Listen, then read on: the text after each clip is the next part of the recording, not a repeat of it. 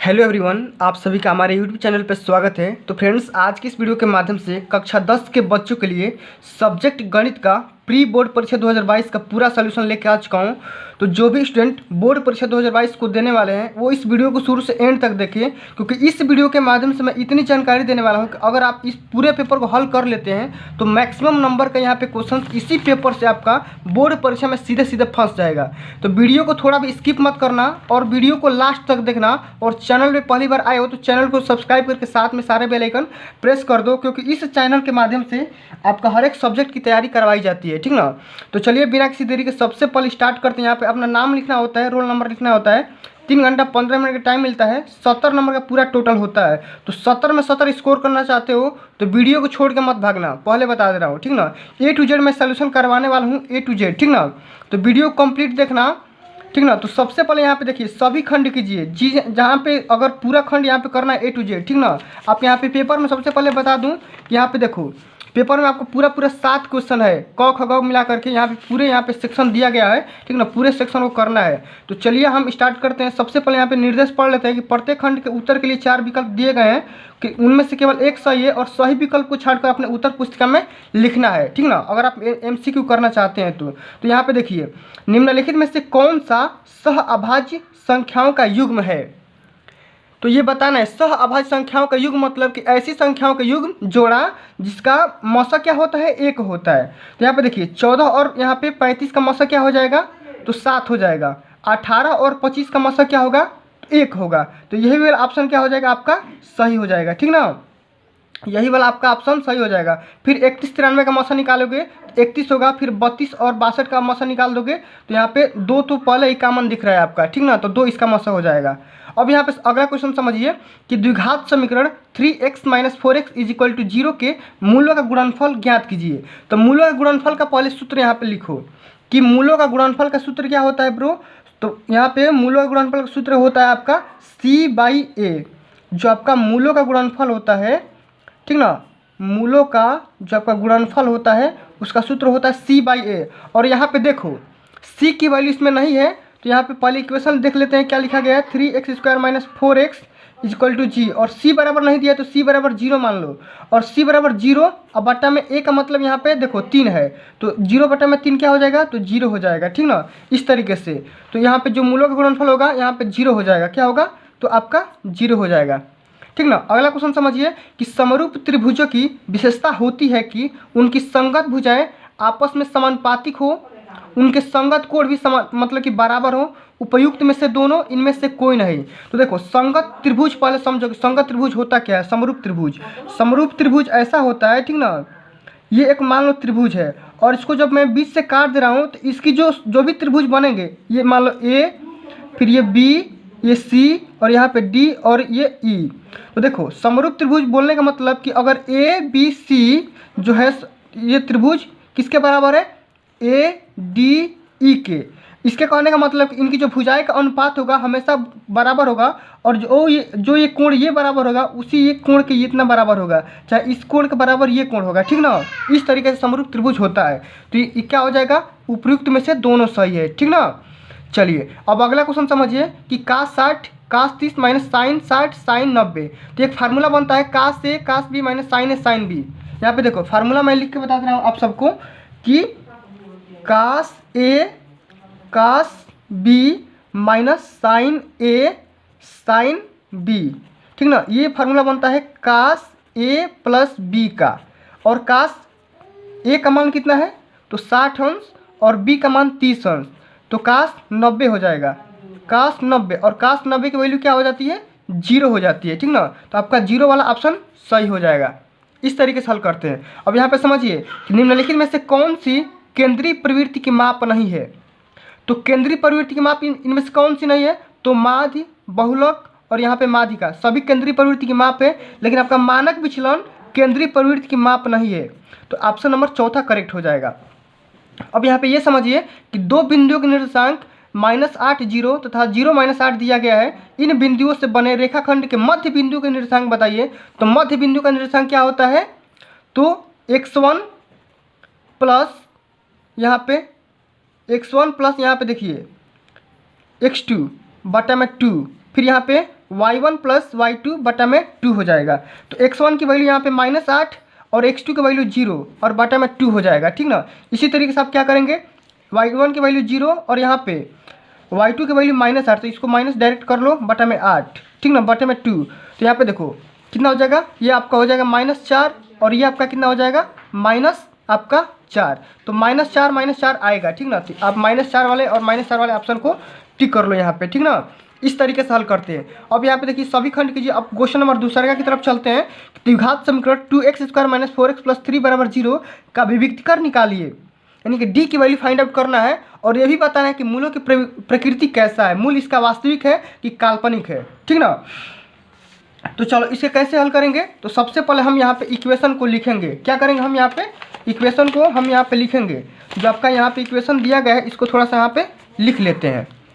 चलिए, तो सबसे पहले यहाँ पे देखो 2x² - 4x प्लस यहाँ पे 3 = 0 दिया है। तो सभी लोग जानते हो कि विविधकर को हम d से डिनोट करते हैं और d बराबर क्या होता है, b² - 4ac। b का वैल्यू यहाँ पे देखो, b का वैल्यू यहाँ पे क्या है -4। इसको कंपेयर करोगे, ax² plus bx plus c = 0 से। तो a का वैल्यू यहाँ पे हो जाएगा 2 और b का वैल्यू हो जाएगा यहाँ से -4 और c का वैल्यू हो जाएगा यहाँ से 3, ठीक ना। तो b का वैल्यू यहाँ पे पुट कर दो। b का वैल्यू यहाँ पे -4 है तो -4 का यहाँ पे वर्ग कर दो। -4 का वर्ग -4 इंटू a का वैल्यू 2 इंटू c का वैल्यू 3। तो -4 का वर्ग करोगे तो 16 और माइनस ये देखो 4 दूना 8 और 3 के 24 और 16 में 24 घटाओगे तो ये -8 आएगा। और यहाँ पे देख लो जब d का वैल्यू 0 से कम आ रहा है, जब d का वैल्यू 0 से कम आएगा तो उसका मूल जो होंगे काल्पनिक होंगे, यानी कि वास्तविक नहीं होंगे।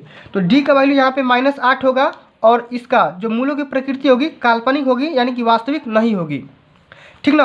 अब अगला क्वेश्चन समझो कि 15 काट a = 8 तो साइन a और सेक a का मान ज्ञात कीजिए। तो यहाँ पे देखो कौन सा क्वेश्चन कर रहे हो, दूसरका का ख कर रहे हो, ठीक ना। तो दूसरका का ख यहाँ पे देखो 15 काट a बराबर यहाँ पे 8 दिया है, तो काट a बराबर कितना हो जाएगा 8/15, ठीक ना। अब यहाँ पे देखो इसको तुम निकाल लो पाइथागोरस प्रमेय वाला। तो देखो 90 डिग्री का होना चाहिए और देखो पाइथागोरस प्रमेय में क्या बोलता है, काट a बराबर क्या होता है, त्रिकोणमिति सभी लोग अगर पढ़े होंगे तो काट यहाँ से निकाल लो, लाल बटे का के ए, यानी कि लाल बटे कक्का।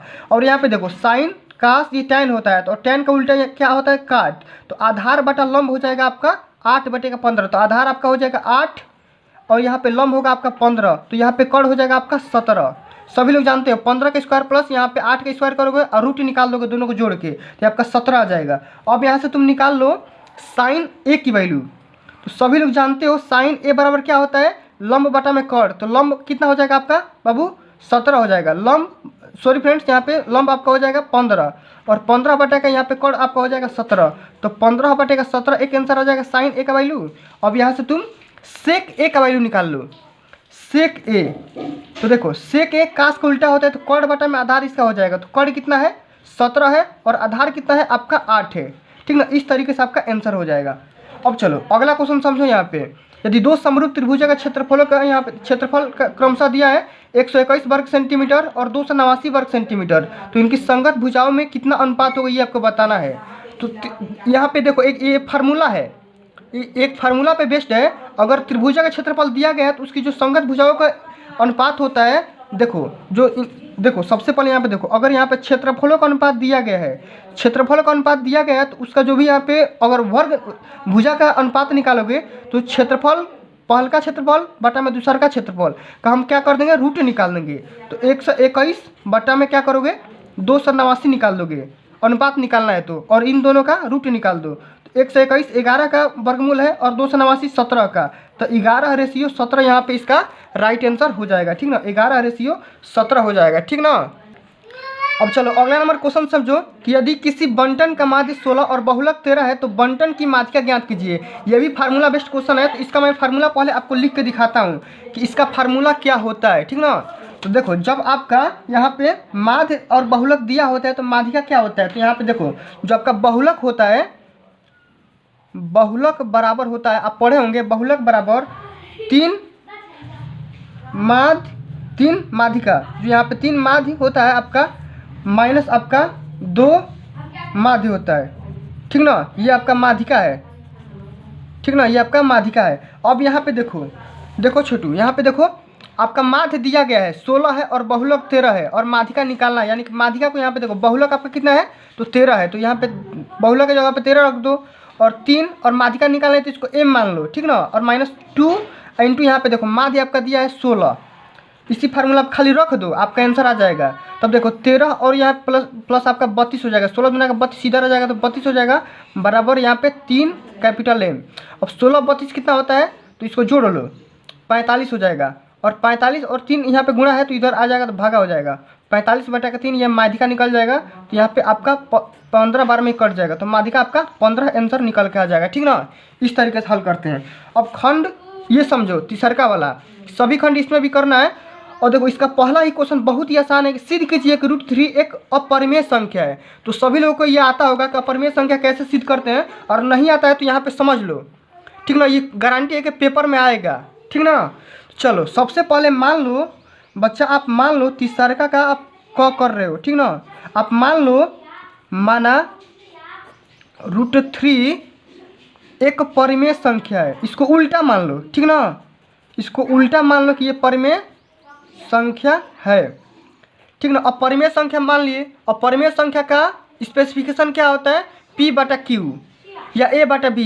तो अगर मान लिए परिमेय संख्या तो A/B बराबर तुम क्या लिखोगे √3 लिख दोगे, जहाँ A और B क्या है सह अभाज्य तथा पूर्णांक है, और B बराबर यहाँ पे ≠0 हो जाएगा, ठीक ना, B यहाँ पे 0 नहीं होना चाहिए। अब दोनों पक्ष को वर्ग कर दो, तो वर्ग करोगे तो A² बटा में ये B² बटा बराबर क्या हो जाएगा 3 हो जाएगा, ठीक।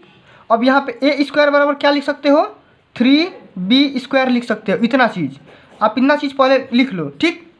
अब उसके बाद ये समझो कि A² जो होगा 3 से भाज्य होगा, A² होगा जो आपका क्या होगा A² जो होगा आपका 3 से भाज्य होगा, भाज्य मतलब कि विभाजित होगा।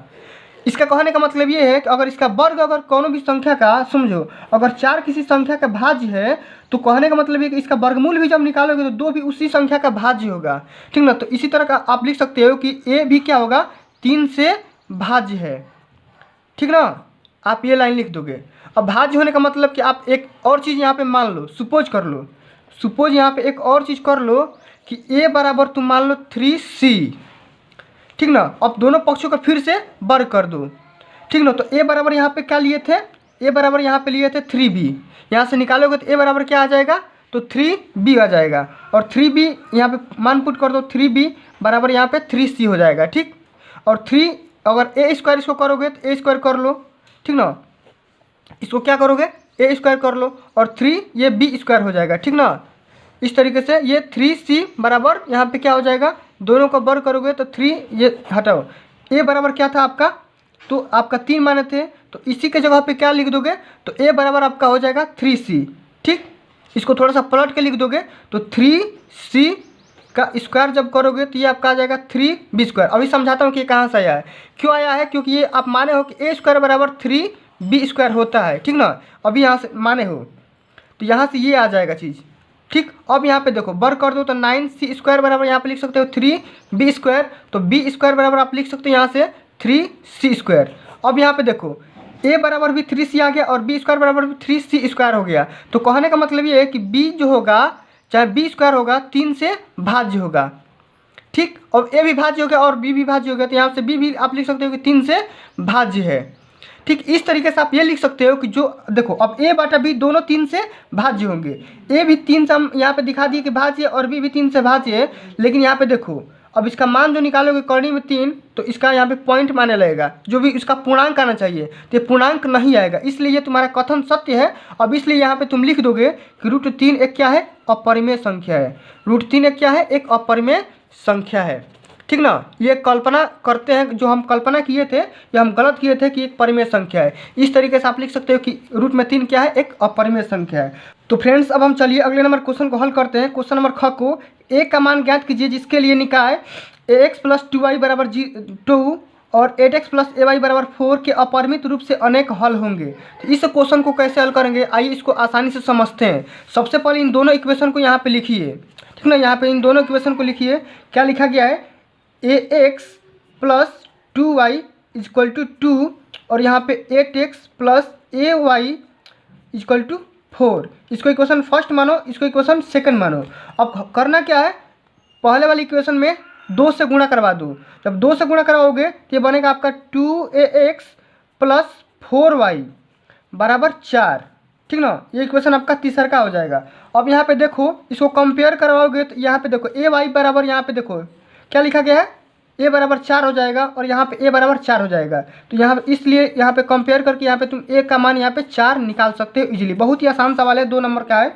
अब चलो अगला क्वेश्चन करते हैं कि दिए गए चित्र में PS अपान SQ बराबर PT अपान TR है, तो कोण PST इज इक्वल टू कोण PRQ। तो सिद्ध कीजिए कि कोण PQR एक समद्विबाहु त्रिभुज है। कोण जो आपका है, यहाँ पे देखो जो त्रिभुज है आपका PQR एक क्या है, एक समद्विबाहु त्रिभुज है। समद्विबाहु त्रिभुज कहने का मतलब ये है कि इनकी जो आपस में 2 भुजाएं हैं बराबर है। कोई भी 2 भुजा आपस में बराबर दिखा दो, मान लो PT और बराबर TR को मैं आपस में बराबर दिखा दे रहा हूँ, तो क्या है, सत्य हो जाएगा। ठीक ना, जो आपका PQR है समद्विबाहु त्रिभुज साबित हो जाएगा। ठीक ना, तो चलिए इसको हल करते हैं। हल करने का तरीका समझो।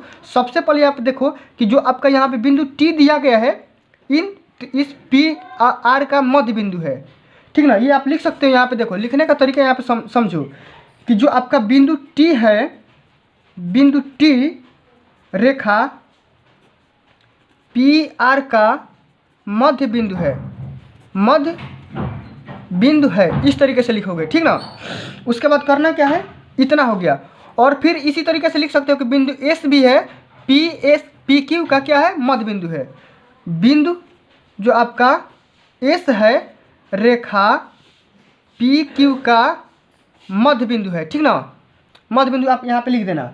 अब मध्य बिंदु है कहने का मतलब सेंस ये है कि PS बटा में SQ, PS बटा में SQ जो होगा क्या होगा, बराबर होगा। मध्य बिंदु कहने का मतलब क्या है, ये डिस्टेंस और ये डिस्टेंस दोनों आपस में क्या होंगे, बराबर होंगे। यहाँ पे लिख दो PS अपान में SQ बराबर 1 बटा में 1 बराबर है। ठीक, इसी तरीके से आप लिख सकते हो कि ST जो होगा आपका, ST जो होगा BC पर के समांतर होगा। ST देखो समांतर कहने का मतलब ये है कि देखो एक ही लाइन में एक दूसरे को कहीं भी नहीं काटेगी। ST जो होगा आपका QR के चाहे BC, मतलब कि यहाँ पे लिख दो, यहाँ पे QR। ठीक ना, QR के क्या है, मतलब कि समानांतर है। ठीक ना, इस तरीके से। अब करना क्या है, जब समानांतर है तो इसका एक कंडीशन है जो कि यहाँ पे दे दिया गया है पहले से ही, जो आपका PS अपान में SQ जो होगा बराबर हो जाएगा आपका PT अपान में आपका TR। ठीक, इस तरीके से। अब यहाँ पे देखो हमने अभी साबित किया कि PS अपान में SQ जो होगा 1/1 के रेशियो में होगा, यानी कि बराबर होगा। तो 1/1 इसको रख लोगे तो, और PT बटा में TR इसको ये कर लो। ठीक, अब यहाँ से तिर्यक गुणा कर लोगे तो PT जो होगा आपका TR के बराबर होगा। और यही हमको सिद्ध करना था कि PT जो होगा TR के क्या होगा, बराबर होगा। ठीक ना, ये लंबाई और ये लंबाई हमने दिखा दी कि बराबर है। तो बराबर कहने का मतलब ये है कि किसी भी अगर त्रिभुज का अगर 2 भुजाएं आपस में बराबर हो जाती है तो कहने का मतलब क्या है कि जो उसके कोण होंगे समद्विबाहु त्रिभुज हो जाएंगे। ठीक ना, चलो अगला क्वेश्चन समझो, बहुत ही इंपॉर्टेंट क्वेश्चन है कि एक 40 सेंटीमीटर ऊंचे शंकु के छीनक के वृत्ताकार सिरों की त्रिज्याएं 38 सेंटीमीटर और 8 सेंटीमीटर है। तो शंकु के छीनक की तिरछी ऊंचाई यानी कि L का मान निकालना है। तो इसको कैसे हल करोगे, इसको हल करने का तरीका मैं यहाँ पे बता रहा हूँ, समझो। देखो एक शंकु का छीनक यहाँ पे दिया गया है। शंकु का छीनक मतलब कि यहाँ पे इसकी जो बड़का रेडियस है, बड़का रेडियस और ये छोटका रेडियस। ठीक, इस तरीके से। और देखो इस तरीके से आप शंकु बनाओ, इसको शंकु बना दो। ठीक, और इसके बड़का रेडियस का मान यहाँ पे 38 सेंटीमीटर दिया गया है। ठीक ना, और इसका छोटा का रेडियस है माना हुआ है आपका 8 सेंटीमीटर। और इसकी ये जो ऊंचाइया है, ऊंचाइया आपका दिया है 40 सेंटीमीटर। पहले क्वेश्चन में जो आपका दिया गया है एक बाल्टी का आकार का है ये। ठीक ना, इस तरीके से जो क्वेश्चन में दिया गया है उसको लिख लो। और ये जो तिर्यक लंबाई है, तिर्यक लंबाई यानी कि L की मान है, इसको निकालना है। देखो आसान है, इसको क्या करोगे, मिला दो। तो इसको मिलाओगे सीधा करोगे तो ये भी आपका 8 हो जाएगा, और ये पूरा 38 है तो ये आपका कितना हो जाएगा, 30 हो जाएगा। और ये 30 हो गया, और ये भी कितना हो जाएगा, 40 हो जाएगा। ये 40 है तो ये भी आपका 40 हो जाएगा। और ये निकालना है तो पाइथागोरस प्रमेय लगा दो।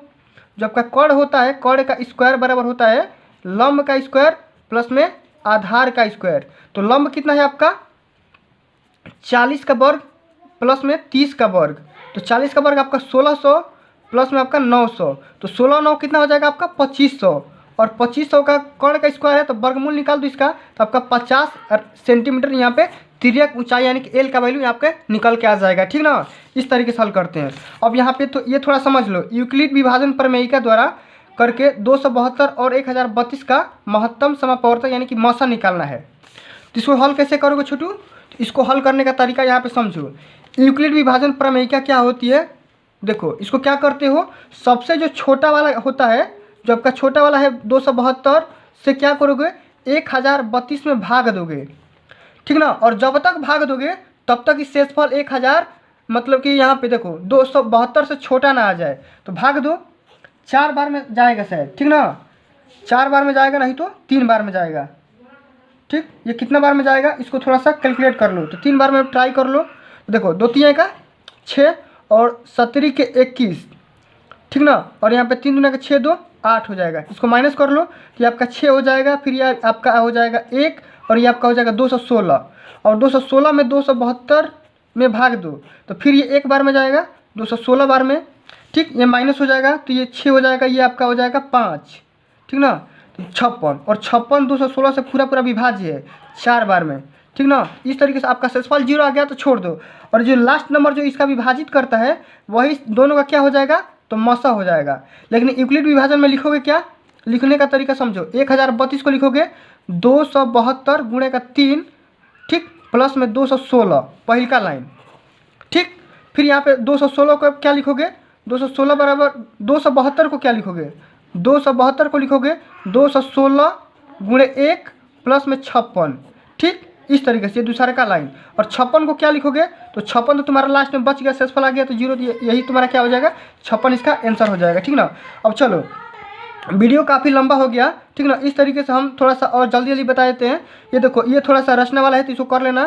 ठीक ना, ये भी थोड़ा सा रचना वाला है तो इसको भी कर लेना। चलो इसका वाला आंसर बता देता हूँ घ का।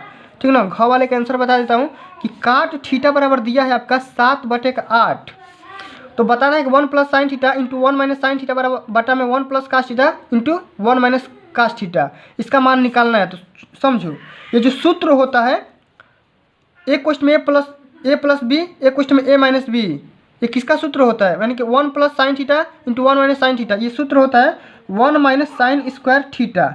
इसको हल करोगे तो ये 1 - sin स्क्वायर थीटा बन जाएगा, और इसको हल करोगे तो ये 1 - cos स्क्वायर थीटा बन जाएगा। ठीक ना, और 1 - sin स्क्वायर थीटा बराबर क्या होता है, तो cos स्क्वायर थीटा। ठीक, और ये हो जाएगा आपका sin स्क्वायर थीटा, और cos बटा sin क्या होता है आपका, काट होता है, तो काट स्क्वायर थीटा, और काट थीटा का वैल्यू यहाँ पे दिया है 7/8, यानी कि ये 7/8 का ये यहाँ पे होल स्क्वायर हो जाएगा। ठीक ना, तो 49 का यहाँ पे 64 इसका राइट आंसर निकल जाएगा। ठीक ना, तो फ्रेंड्स वीडियो काफ़ी लंबा हो गया, तो इसलिए अब सेशन को मैं कट करूँगा। अगले लेक्चर के माध्यम से 5वां, 6वां और 7वां तीनों क्वेश्चन करवा दूंगा। ठीक ना, तो फ्रेंड्स आज के लिए बस इतना ही, मिलते हैं अगली वीडियो में, तब तक के लिए जय हिंद, जय भारत, वंदे मातरम। सेशन अच्छा लगा होगा तो लाइक करना, शेयर करना, और चैनल पर नए होगे तो चैनल को सब्सक्राइब करना मत भूलिएगा।